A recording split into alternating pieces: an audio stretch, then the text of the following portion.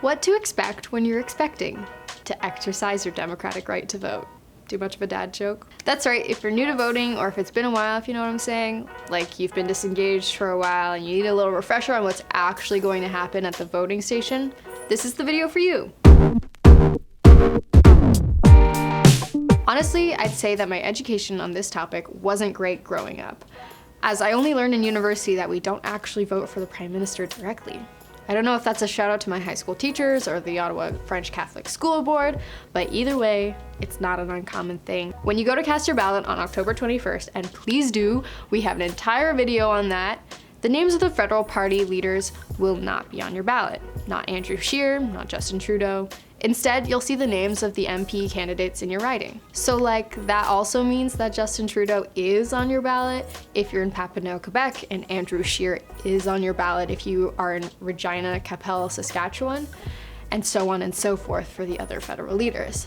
But that means you do need to know who is actually running in your electoral district, which you can do by going to elections.ca and looking up your postal code. From there, Elections Canada will have websites of each of the candidates' platforms and their office contact info. So dive in and do your research. Research is fun, but mostly important, so do it. Who becomes Prime Minister is determined by which party wins the most electoral districts, as each district corresponds to one seat in the House of Commons.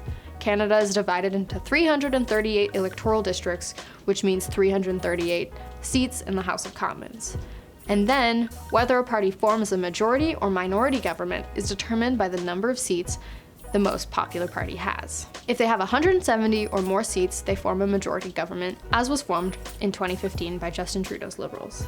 If no one has more than 170 seats, the party with the most seats forms a minority government.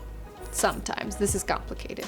Meaning the current Prime Minister actually has to formally resign, which is sort of assumed if they don't win the most seats, but if they feel they have enough support, they technically don't have to.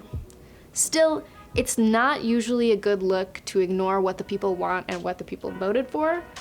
That's a whole other thing to get into. Plus, I haven't started on coalitions yet, but I'll save that for another day.